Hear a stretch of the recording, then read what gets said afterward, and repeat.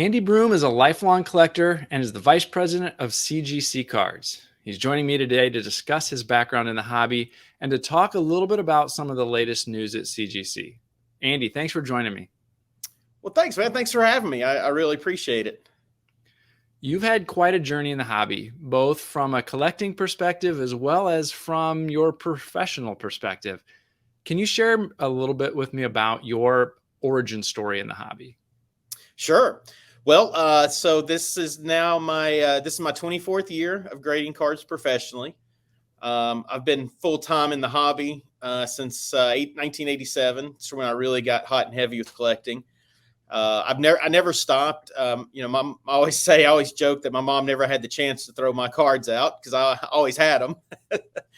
But when I was started doing small local card shows in my little hometown when I was 12, I never stopped. Were you buying and selling when you were 12, or were you just buying at that point, or kind of how were you involved at that point? No, it was definitely buying and selling. At 12, it was sell to create income so I could buy more cards. And so for me, I fell in love very quickly with pre-war and vintage. And so to me, it was I could hustle in the modern and buy vintage, with the proceeds from all the modern cards. But what was really cool is I do these small as a little motel show and very very established show back in the late 80s, and I was definitely the youngest dealer set up, but I was also one of the very few that actually had T206 cards in their display case. And so that really allowed some interesting interactions with not just dealers, but people would come into the show looking to sell stuff, and then walk the floor and then come back and say, this kid over here is the only one that's got stuff that looks like mine, so I'm gonna go talk to them. So looking back, I was able to buy some amazing stuff that probably shouldn't have even had access to back then. So you've been interested in pre-war and vintage, it sounds like, ever since you were young. You talked about your years and decades of grading experience now. When did you decide, or what prompted you to decide to make the hobby your profession? Yeah, that's a great question. I don't know if I ever really considered it not being a profession. As a teenager, I had some different jobs, like we all do, some random jobs starting out, and but it was always in my mind, this is just a path to lead back, to the hobby, as on a professional level, full time level. And I wasn't interested really in being a card dealer per se, or even having a shop. Although, the shop's always fascinated me. That was a cool thing. The town I grew up in was less than 25,000 people. And, late 80s, early 90s, we had 8 card shops. Wow. Which was crazy, but, it was cool. I love the atmosphere. Back then it was not only the place you go and buy and sell cards, but, we'd hang out and Saturday afternoons we're hanging out, talking cards and trading and buying and selling. And I always enjoyed that, but that's not what I wanted to do. And, but when I was very young in starting out in card shows, I quickly started to learn about cards themselves, meaning how they're made, more the technical details. And, there was an event in my life where I had bought some counterfeit cards. And so that prompted me, when I learned about those, that they were in fact reprints made to look like old, originals. That's really what sparked the fire for me. It was, why would somebody do this? How do they do this? And as that progressed, I wanted to know all about how cards were manufactured, how are they produced, how are they altered, how are they counterfeited. And so, a lot of people in our hobby got started because of their love of sports, and I'm a huge baseball fan, but I can really say I'm kind of backwards. I got into my love for cards developed from the cards themselves. I just love everything about collecting cards, not just sports, but I love non-sports, almost as much as sports. It's amazing how a firsthand experience can really prompt what we're going to become passionate about, right? That experience of you having to figure out something was not authentic early on, and driving that passion for you to be able to learn more about that and determine that. Let's talk a little bit about CGC. And so the company has a long history of grading comics, right? But the launch of the sports trading card divisions, only a couple years old. What led to that launch and your move to CSG CGC? Yeah, so Certified Collectibles Group, we've been in business grading collectibles since 1987. We're the world's largest collectibles grading company. Of course, in '87, started out with NGC Coins. That was our first grading division. 1999, CGC Comics was introduced. And then about almost 4 years ago, CGC Trading Cards was introduced, which is just for trading cards such as Pokemon, Magic the Gathering, all the cards you play games with. And then, yes, now almost 2.5 years ago now, I came on board to start CSG for the sports card side of things.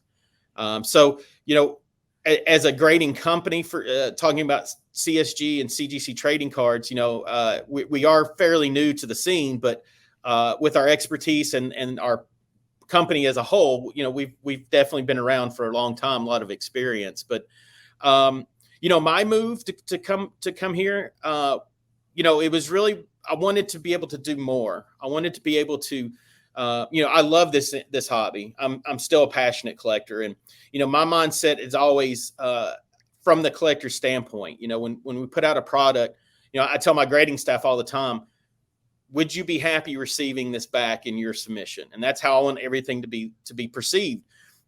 Everything from the labels being correct, the aesthetics, and obviously the care of other people's cards.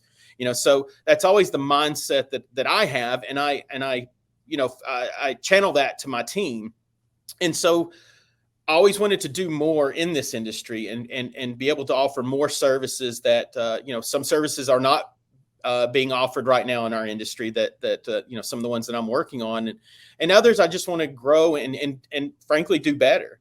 And so that really, when the opportunity presented itself to join Certified Collectibles Group and start the sports card grading division, I knew about the company obviously and knew their history and their backing and their what their resources, and to me it was a no-brainer.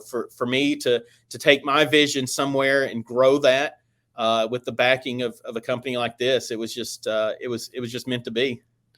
You mentioned your team. The launch came right as grading was reaching kind of a fever pitch, right? The demand had never been higher. What was it like scaling up a brand new operation at this point in time where we were experiencing kind of peak demand for grading services? Yeah, it was a very unique situation. I've as we mentioned, I've been grading for a few years now, and I was grading cards back in '08, and I remember that marketplace, and of course the economy as a whole. And our hobby is like a roller coaster. There's ups and downs in the marketplace, but yeah, it was some would say the perfect storm, and it was very challenging. And looking back, I don't think it could have been possible without the expertise that we had, the resources, able to scale up to meet the demand. It was a challenge, and it was looking back, I'm very proud of how we did that, how we were able to launch. We became the card grading company to grade 1 million cards faster than any other grading company has, from day one. And so I take a lot of pride in that. And it was not easy. It was a lot of hard work, and maintaining not only a grading line but also the turnaround times as well. And just we were thrown to the fire for sure. Yeah, that was a time that I do not envy, being someone in that grading world and figuring out how to handle all that volume, train new people, all of the things that were going on and being experienced. It's one of those things from the business mind, or from a business perspective. I'm always fascinated by how companies handle those types of things. It's one of those things from my time in college, getting my business degree. You think of all of these case studies that we had to study in our business management classes, and some of these trading card industry scenarios that we've experienced over these last few years, I think are going to make some great case studies on into the future. Back in late June, you announced that the CSG division and the CGC division were going to be kind of merging into under one umbrella of CGC cards. And I don't know if division's officially the right terminology for how you consider that, but in my mind, that's kind of how I pictured it. Talk to me a little bit about that. That it will be taking place officially close to the time of the release of this conversation. That when it comes out, talk to me a little bit about the mindset behind that merge together. Yeah, absolutely. Yeah. So the merge is complete and live on July 12th. So yeah, depending on when this airs, but this was not something that was done, on a whim or, hey, this sounds like this is a good idea, let's just do it.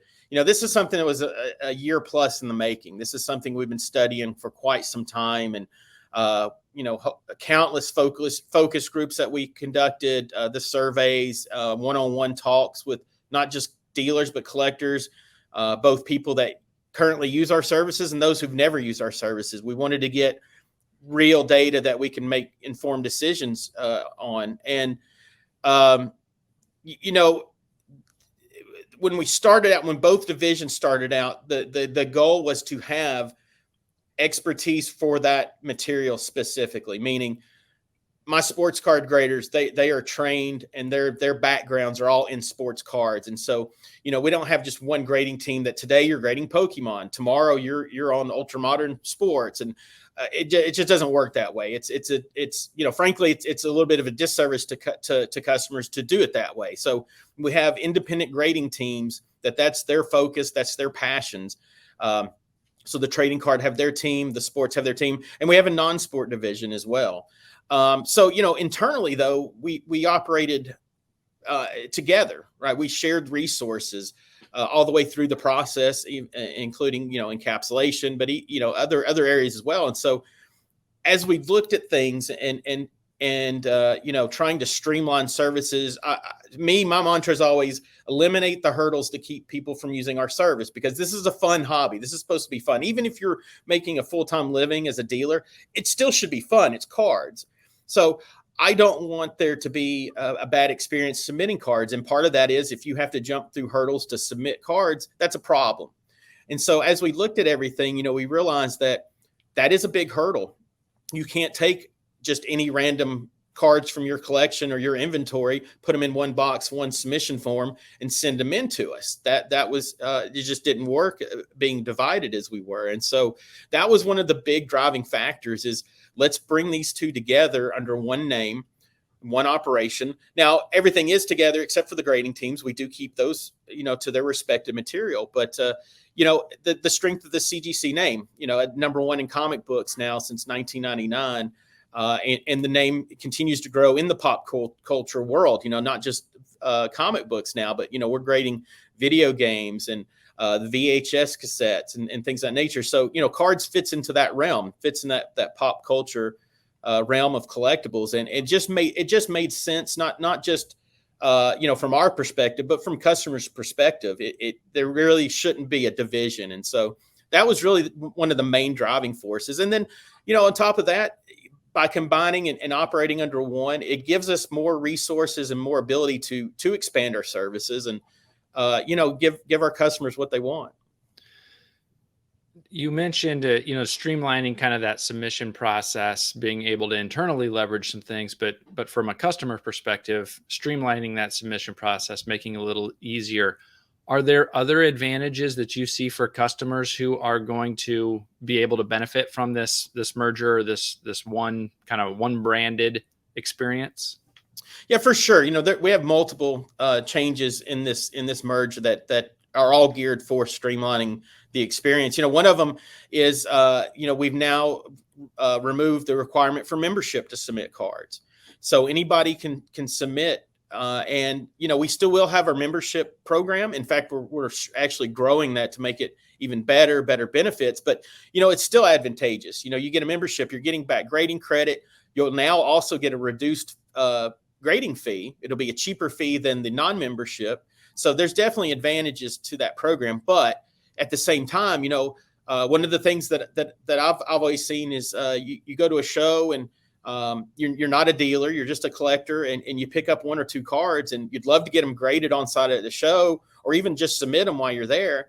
And, things like membership and other fees are it was prohibitive to submit a small amount of cards. And that was another thing that, was a concern to me as well, is because I don't want to cater to any specific group of people, right? I'm a collector. I know that, that's the base of our industry is the everyday collector that, may not be buying and selling cards. They're only buying for their collection, or they may only go to a 2 shows a year, or whatever the case may be. But they're together with us in this hobby, in this industry. So I wanted to make sure that everyone can submit. Everyone has the same experience, whether you submit 3 cards a year or 30,000 cards a year.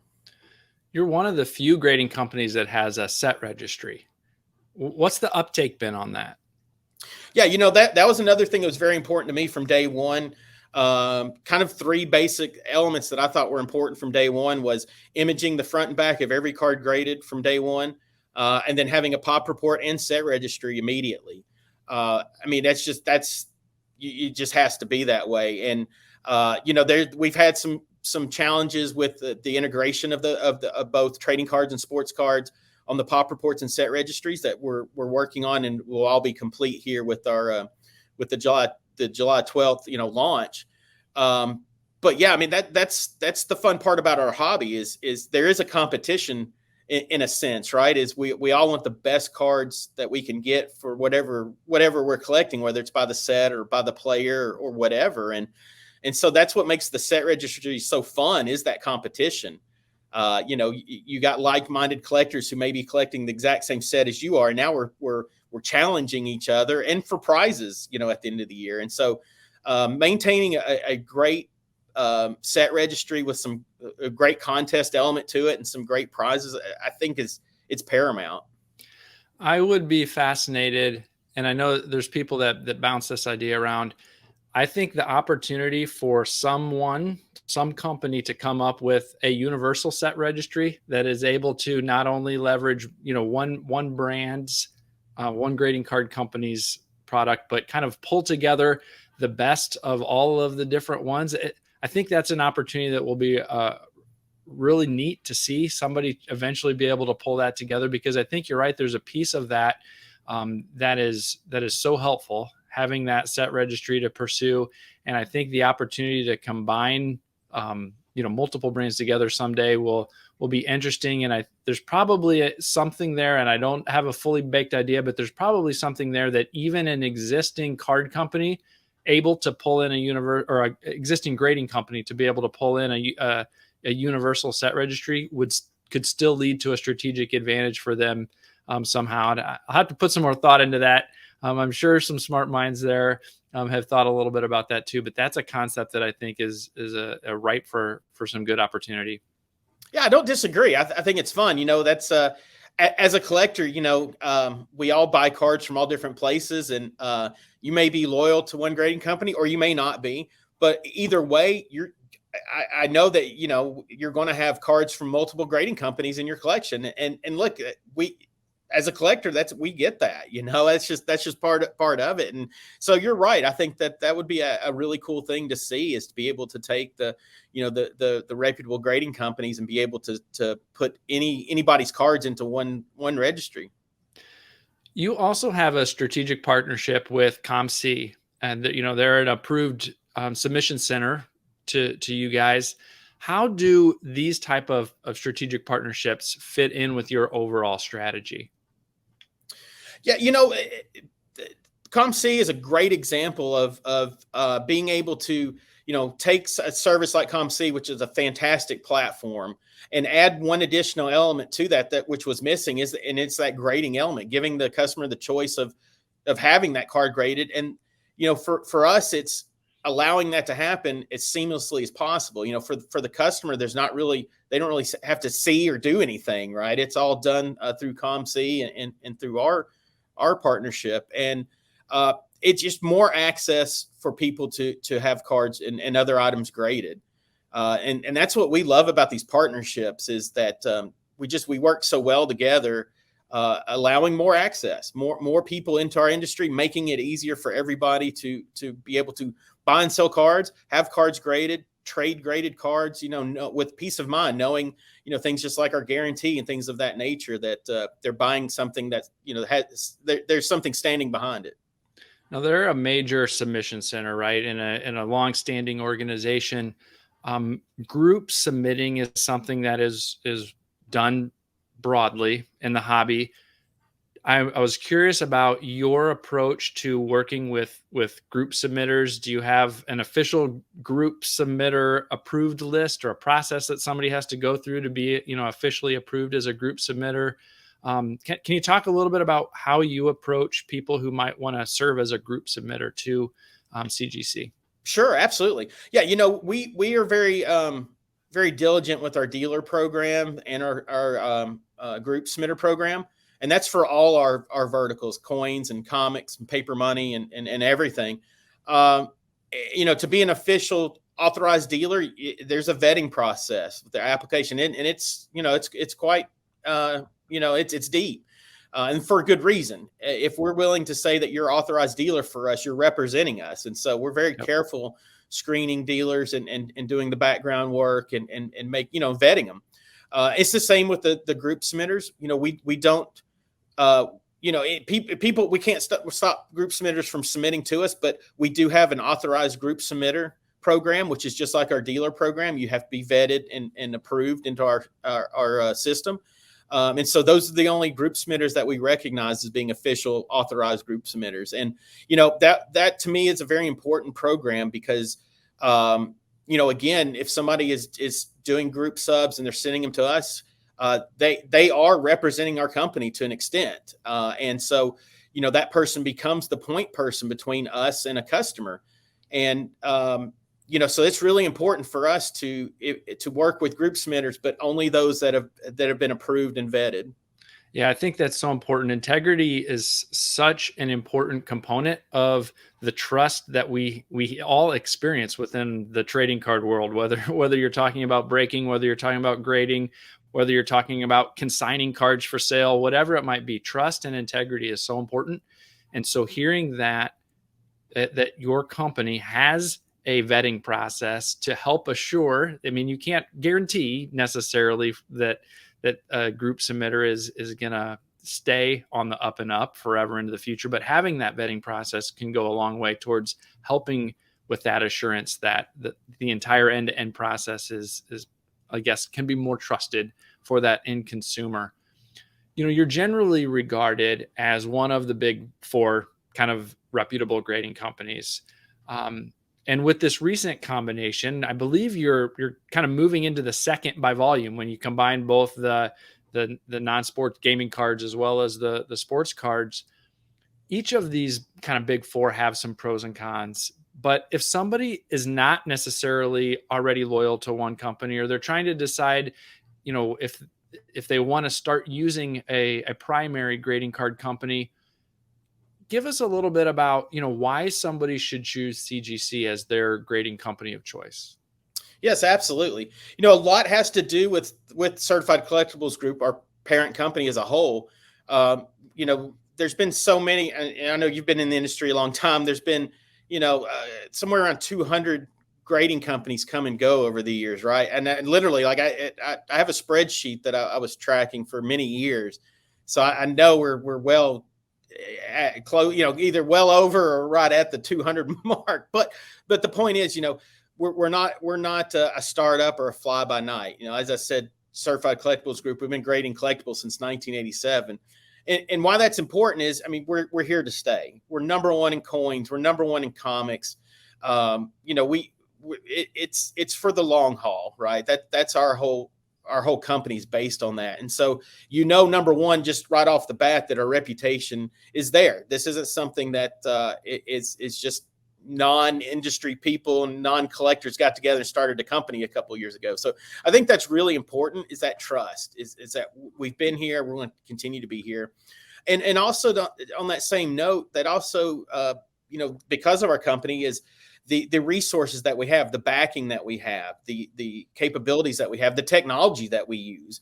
All these things give us that advantage to offer a better service than our competition can.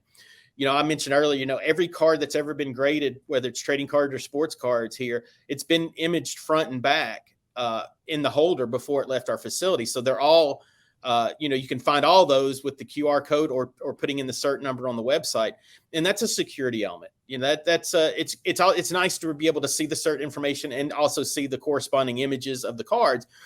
But that image, when you get a card in hand, you may have a question about it. You can go and reference these high-res images immediately and see, does that look like it did when it left their facility? Meaning, has this been tampered with or something else? So that's just one of the many of the security points that we have, but also the technology that we have. That's one great thing I love about this company is we're always forward looking. We are leading the grading industry in automation and things like, AI assistance. We've been using AI assistance in the attribution and grading process now since day one. And we continue to grow the technology side of things because that's how we offer a better product. I know AI is a big buzzword and there's some entities out there that are claiming, full AI grading and things like that. But, the practical reality is that things like AI, they're a fantastic tool, especially in the grading of collectibles. But it's just that it's a tool. It's there to assist the experts in grading. And when you're training, machine learning and training a model, it's only as good as the expertise that is building it as well. So, even if you have AI assistance, you still have to have an expert team to be able to not only know how to decipher and use that information, but also to train that model and keep that grading line. With us internally, our education department, we have classrooms for our education department, and Dr. Webb, leads our education series, and we're always training. Of course, we have a multi-week program when graders are onboarded, but we're doing that continual training, and that's the only way. Through the training, through the technology, is how we can maintain that grading line. And then, on the technology side too, it's with the counterfeits and alterations. That's yet just more tools in our pocket that we can use to offer better service, to our customers. The National is coming up here in just a couple of weeks. What plans does CGC have for the National? We have a lot of great plans. Actually, this is going to be a great National.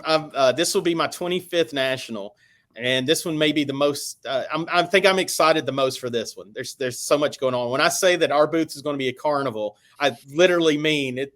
Midway type of carnival. We're going to have so much crazy stuff going on, but yeah, we will be there. We'll be in the corporate area, so we'll be there once again. We'll also be grading on site once again, as we always have, and we have some special things I can't talk about yet, but we'll have some people that everybody knows will be there on our stage doing some things, and we'll have our games and in our grading. We'll have our Meet the Grader program where people can bring up a couple of cards and talk to one of our graders and kind of get an idea maybe what this could grade or whatever they want to find out about a card.